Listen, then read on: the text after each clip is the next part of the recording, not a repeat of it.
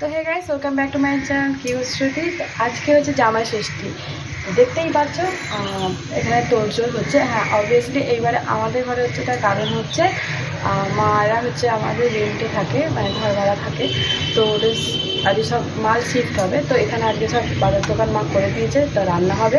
তো চলো দেখা যাবে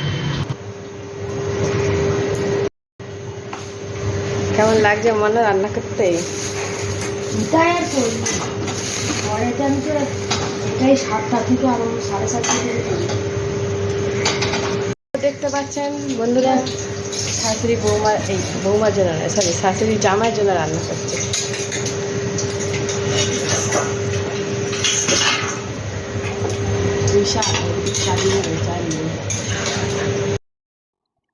তো গাইস, দেখতেই পাচ্ছ মা রান্না করছে আর আমি জ্বালাচ্ছি। আজকে আমার রান্নার ছুটি।